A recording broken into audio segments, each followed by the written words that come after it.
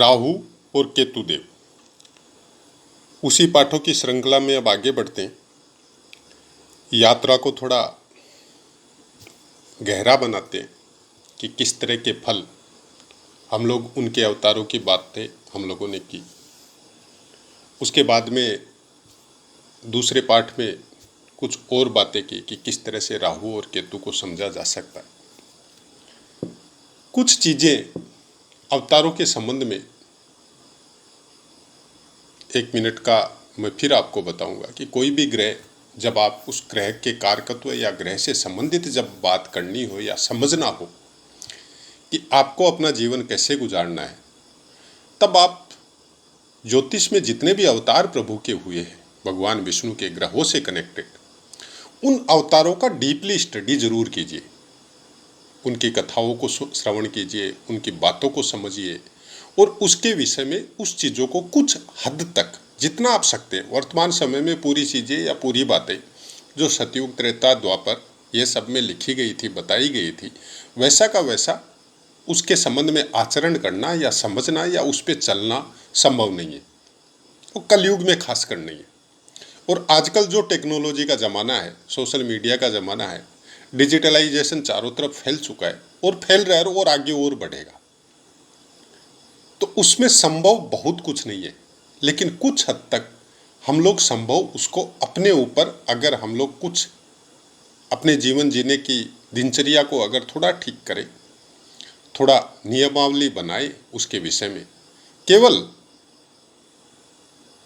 सोच के विषय में भी अगर नियमावली बना ले कि कुछ विचार आए और पूरी तरह रिस्ट्रिक्ट करे उस चीज़ों को कि ये विचार गलत है और ये विचार मेरे दिमाग में नहीं आने चाहिए, और उसकी जगह कुछ अच्छे विचार कब आएंगे? अगर आप सोशल मीडिया में कुछ घृणास्पद वीडियो जो वर्तमान समय में चल रहे हैं, जिसको देख के हम लोग उग्र हो जाते हैं, या जिसको देखने के बाद में हम लोगों के अंदर एक हिंसक प्रवृत्ति जागृत हो जाती है, या बहुत ज़्यादा सैडनेस आ जाती है, बहुत ज़्यादा दुखी हो जाते हैं, कुछ ऐसे वीडियो जो डोनेशन के लिए बनाए जाते हैं कि कहीं कहीं पे बच्चों के विषय में या बुजुर्गों के विषय में कुछ इस तरह की बातें दिखाई जाती है कि कुछ दयालु टाइप के आदमी या कुछ अलग टाइप के आदमी वो वीडियो देख के रोने लग जाते हैं।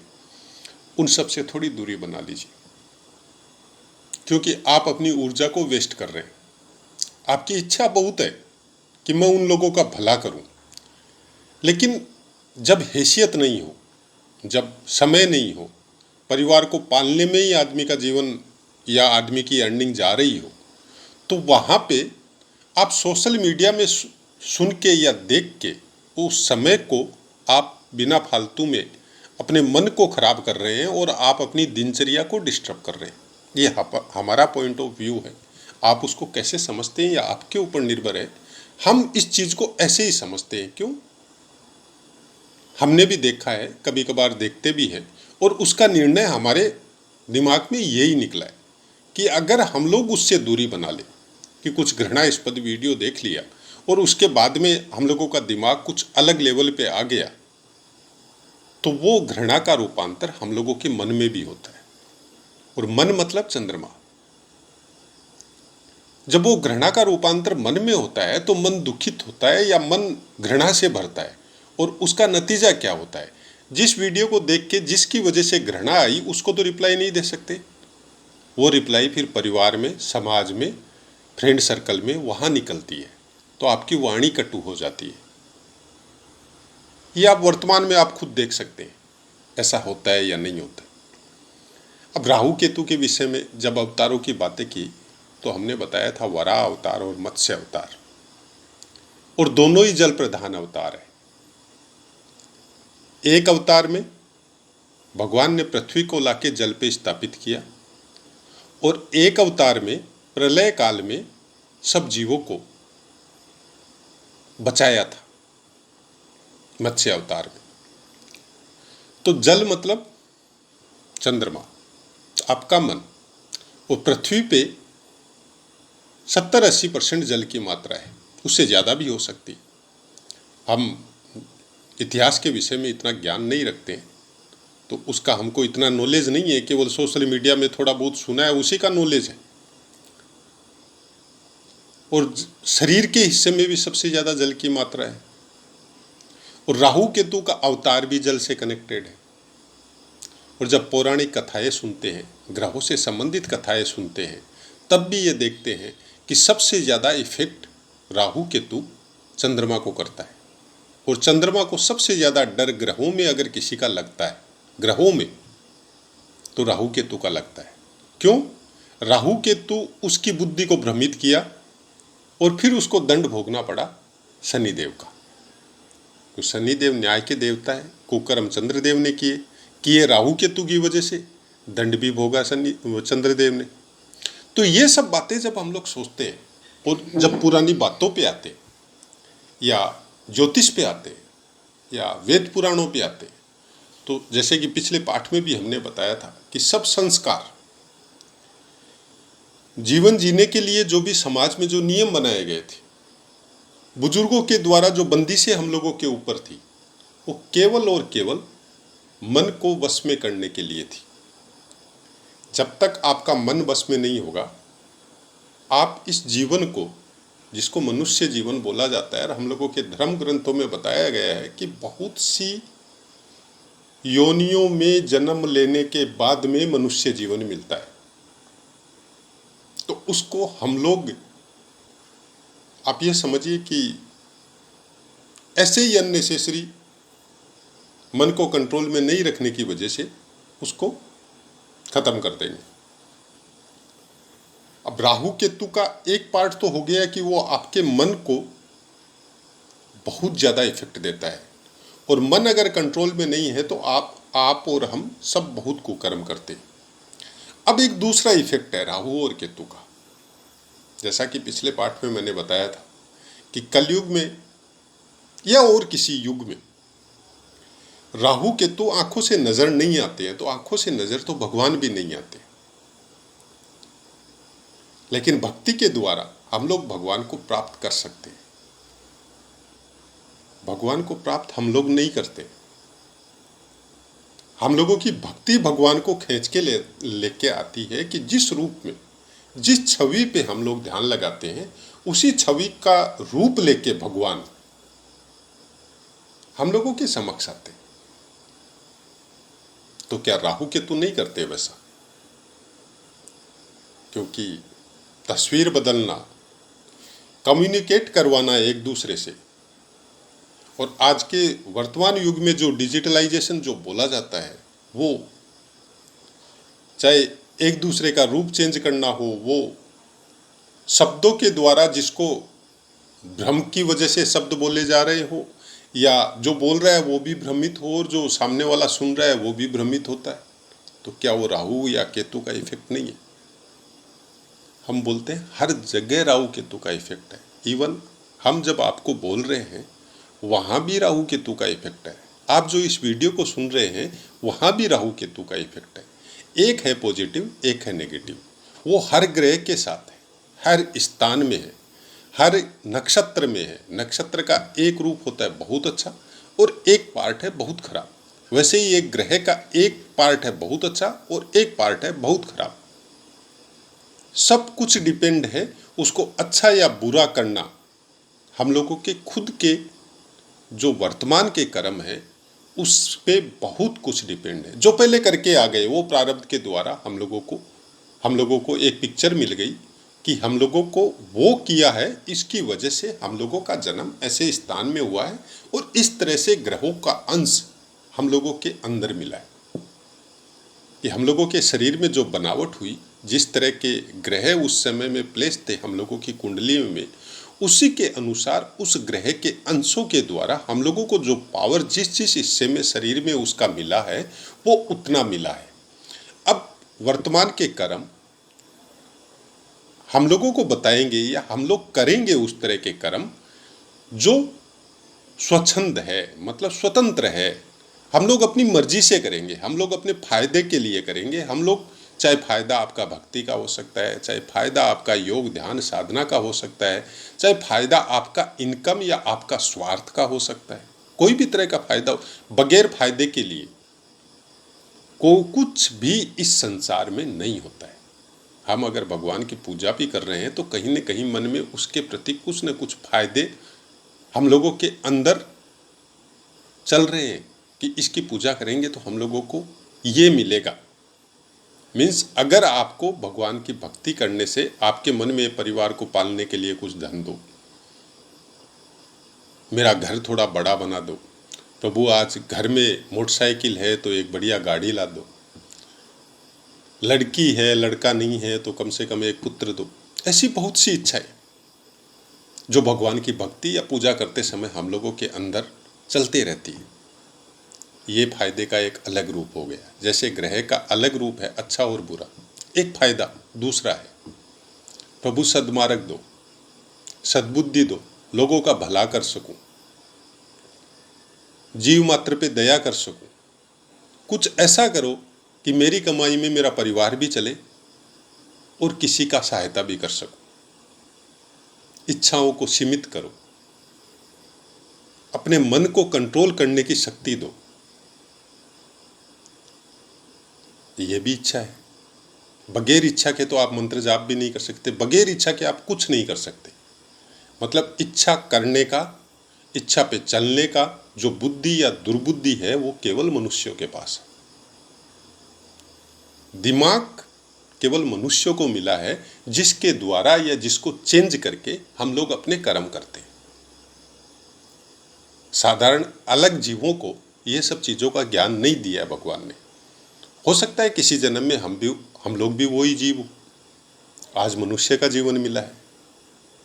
तो कभी आप सोचिएगा जब हम लोग अपनी खुशी के लिए कुछ करते हैं तब हम लोगों को एक खुशी महसूस होती है, लेकिन जिसका मन बहुत ज़्यादा खुश होता हो, जैसे किसी दुखी के लिए या किसी का दुख दर्द दूर करने में आपने कुछ किया, चाहे फिजिकली सहायता की हो, चाहे आर्थिक स्थिति से सहायता की हो, चाहे और कोई रूप में आपने उसकी हेल्प की हो, और उसके चेहरे पे जब आपने खुशी देखी तो शायद बहुत से आदमी जितनी उसको खुशी मिली उससे 1000 गुना उस करने वाले को मिलती है, और वो किसी को बताता भी नहीं है। वो कोई वीडियो नहीं बनाता है उसका कि मैंने आज इन लोगों को खाना दिया या मैंने आज इन लोगों की ये हेल्प की, उसका वीडियो नहीं बनाता वो। और ऐसा हम लोगों के भारतवर्ष में ही नहीं, पूरी पृथ्वी पे ऐसे इंसान बहुत ज़्यादा मात्रा में है, और उसी का कारण है कि आज भी पृथ्वी टिकी हुई है। जिस दिन उनकी मात्रा बहुत कम हो जाएगी और उत्पाती लोगों की मात्रा बेसी हो जाएगी, तब आप समझिए कि कलयुग का अंत अब नज़दीक है। अभी नहीं है। अभी केवल सोशल मीडिया में हम लोगों को सुनने को मिल रहा है, जो उपद्रवी है, जो गलत कर्म कर रहे हैं, जो गलत काम कर रहे हैं, उन्हीं को ज़्यादा बढ़ाया जा रहा है। और ज्योतिष में भी कुछ ऐसा ही हो रहा है। उस ग्रह से इफेक्टेड ऐसी बातें बताई जाती है कि आपके चतुर्थ स्थान में राहु देव है तो आप परिवार से दूर हो जाएंगे। आपकी माता या तो बहुत छोटी उम्र में चली जाएगी, या फिर आपकी माता से पटेगी नहीं, या आप माता के स्थान से दूर हो जाएंगे। अब आदमी परिवार में रह रहा है, माता से भी संबंध बहुत अच्छे हैं, परिवार भी सुखी है, चतुर्थ स्थान में राहु है।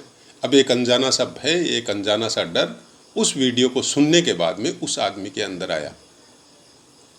फिर उन्होंने ज्योतिषियों से संपर्क चालू किया, फिर एक से बढ़कर एक से बढ़कर एक, ऐसे बहुत से इंसान हमारे साथ जुड़े हैं। और बहुत तकलीफ होती है मन में जब उन लोगों के मुंह से ये सुनना जाता है कि ऐसा ऐसा बताया सर हम लोगों को, और हम लोगों ने ऐसे ऐसे काम भी उनसे करवाए, कोई फायदा नहीं है। हमने केवल इतना ही पूछा, माता जी आपके साथ रह रही है? बोला हाँ रह रही है। कोई तकलीफ है परिवार में? उस बात के अलावा जो वीडियो सुनने के बाद में आपके मन में आई, उस बात के अलावा कोई तकलीफ है परिवार में? बोला नहीं है। वो तो भूल जाओ। फिर डेली सुबह उठ के माँ का चरण स्पर्श किया करो और अपने काम पे जाया करो। राहु देव, चंद्रदेव, शुक्रदेव, कोई भी ग्रह, ये लिख के रख लीजिए आप, चतुर्थ स्थान में आके वो न्यूट्रल हो जाता है। वो अपने खराब फलों को सिकोड़ के जैसे गर्भ में बच्चा होता है ना, वैसे हो जाता है और पूरी तरह अपनी माता पे डिपेंड हो जाता है और माता के साथ में रहता है। मतलब दशम स्थान और चतुर्थ स्थान एक ऐसा स्थान है जहां पे बहुत कम चांस रहता है कोई ग्रह खराब फल दे। अकेला गुरु एक अलग मैटर है, उसका भी अलग से कुछ प्रिडिक्शन होता है, लेकिन बाकी किसी ग्रह का इतना हिम्मत नहीं है कि इन दोनों स्थानों में अपना खराब फल दे। ये आपकी जिसकी भी कुंडली में चतुर्थ स्थान में कोई ग्रह है और उससे कनेक्टेड अगर आपको कोई पीड़ा मिल रही है तो आप कमेंट में जरूर लिखें।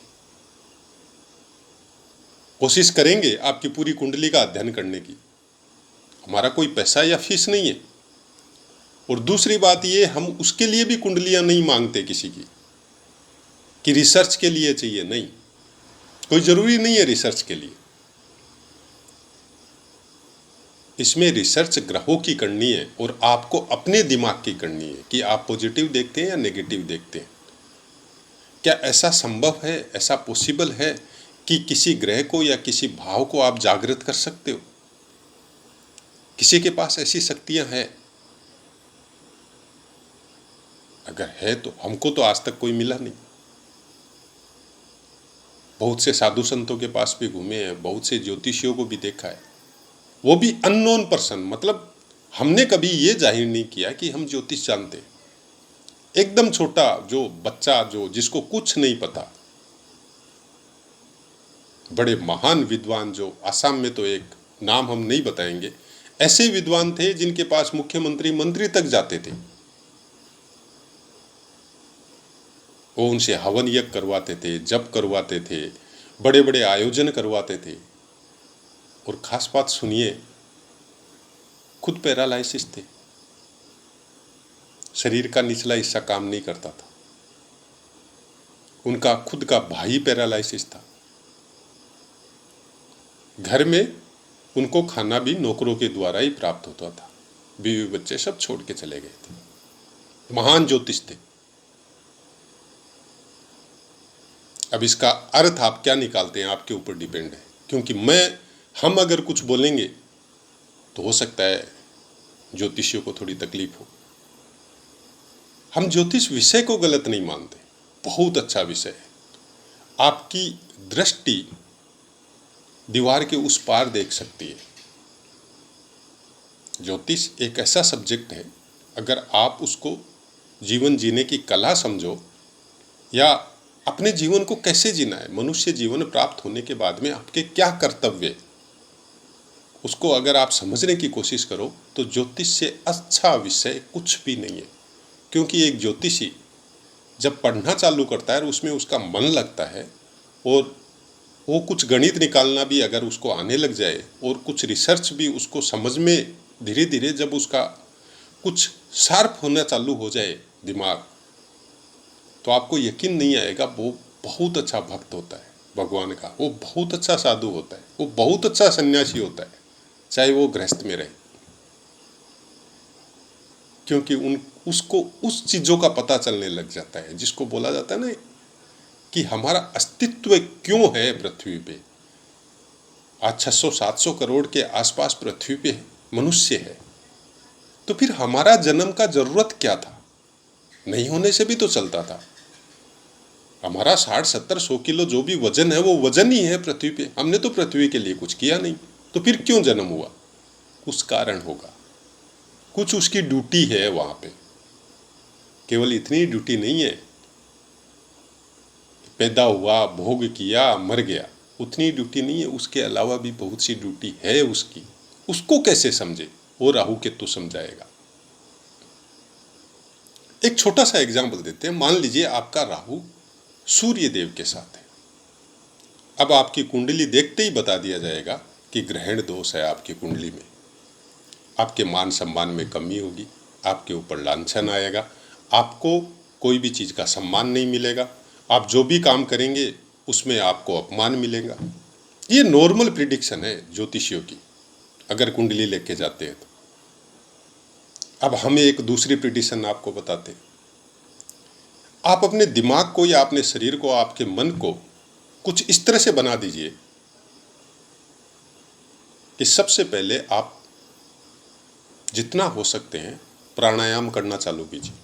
अगर पहले से कर रहे हैं तो आपने देखा भी होगा उसका असर क्या होता है।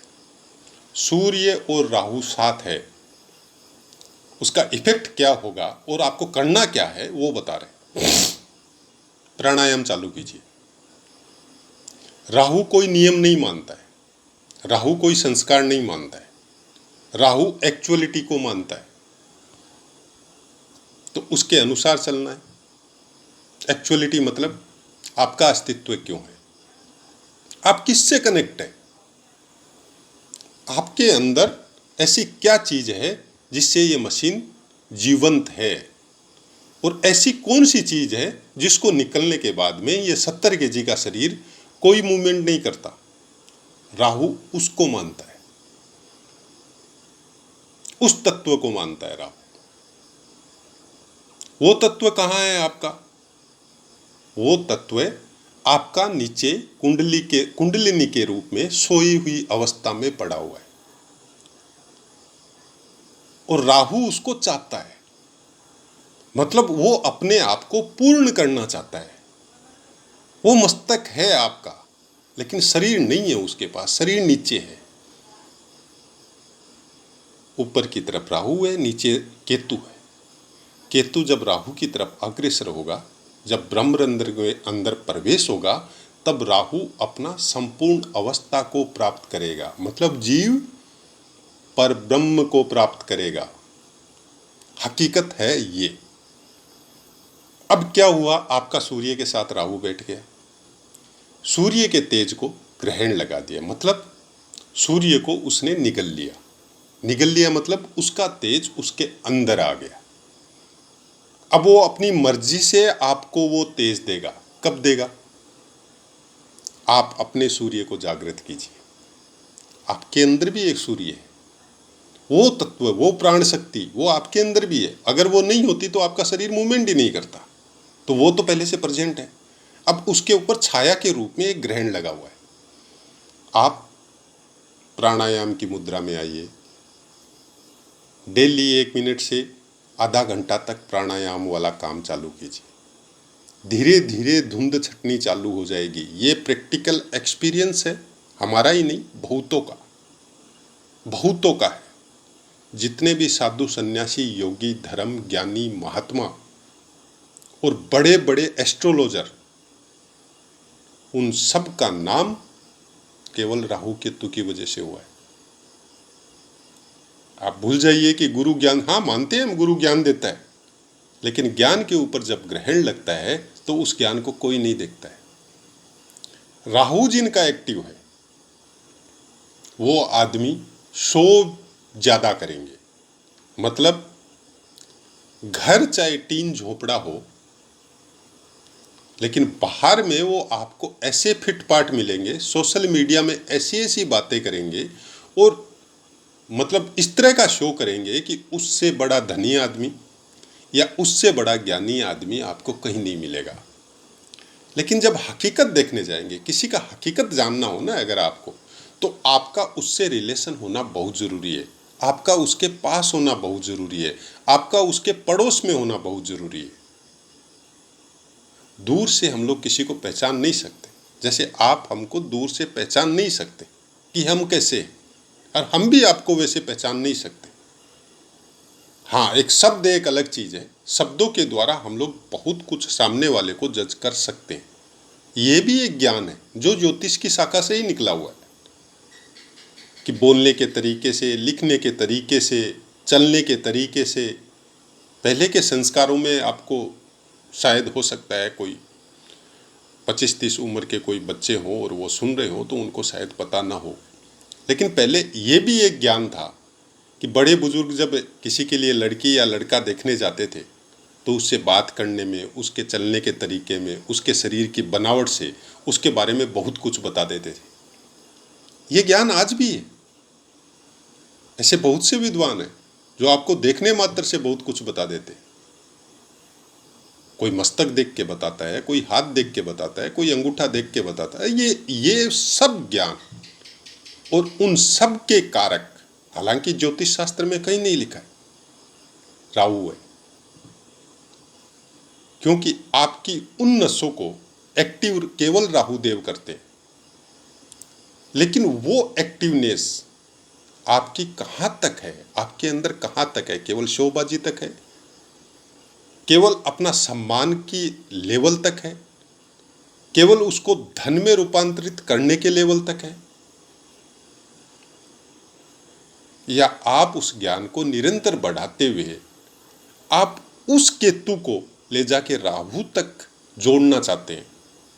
हो सकता है इस जीवन में नहीं मिले, किसी का नहीं होता है। बहुत कम आदमी ऐसे होते हैं जिनका ब्रह्मरंध्र पूरी तरह एक्टिव हुआ, और वो सोशल मीडिया पे आपको नहीं मिलेंगे। लेकिन अगर आपने कोशिश की तो हम ये मानते हैं कि इस जीवन में, चलिए आपने पहली सीढ़ी पे पैर रखा, चलिए आप पहली सीढ़ी पे पैर नहीं रख सके, लेकिन उस रास्ते में आए, उस मार्ग में आए, आपकी यात्रा उस मार्ग में आ गई है अभी। अब ये आपको ऊपर की तरफ लेके जाएगी। अब ये आपकी प्राण शक्ति को, आपकी ऊर्जा को, आपकी वीर्य शक्ति को आपके ब्रह्मरंध्र की यात्रा करवाएगी। इस जीवन में अगर इतना भी कर लिया, हम लोग मार्ग में भी अगर पैर रख दिया, सीढ़ी तक भी नहीं पहुंचे, तो भी ये जीवन हम मानते हैं कि सफल है। फिर आगे वाला जो जीवन है वो हम लोगों को ऐसे संस्कारों से परिपूर्ण परिवार में मिलेगा, ऐसे समाज में मिलेगा, ऐसे योगियों ध्यानियों के सानिध्य में मिलेगा, जहाँ पे फिर आगे की यात्रा हम लोगों की चालू होगी। एज लाइक राजा भागीरथ,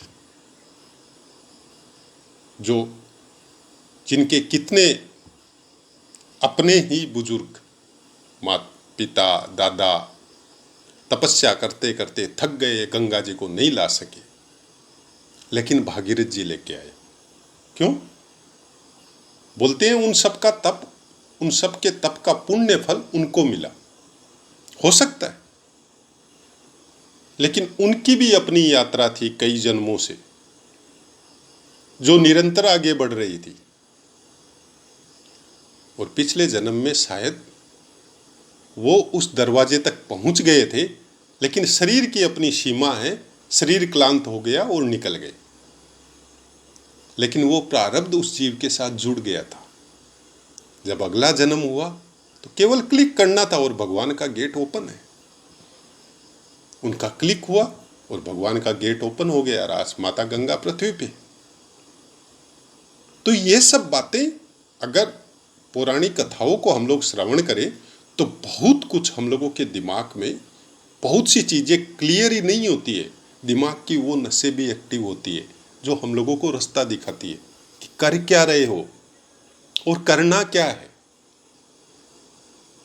बहुत सी चीज़ों को हम लोगों का दिमाग खुद डिसाइड करता है और मन का कंट्रोल वहीं से चालू हो जाता है। क्योंकि आपका मन जब अलग वे में भागेगा तो राहु फिर उसका भी साथ देगा। आप कोई भी वर्क करो, राहु कोई भी चीज में आपको ब्लॉकेज नहीं देता है। चलिए अगले पाठ में फिर एक दूसरे ग्रह के विषय में बात करेंगे। आज सूर्य देव के विषय में हमने आपको बताया, अगले पाठ में हम दूसरे ग्रह को लेंगे।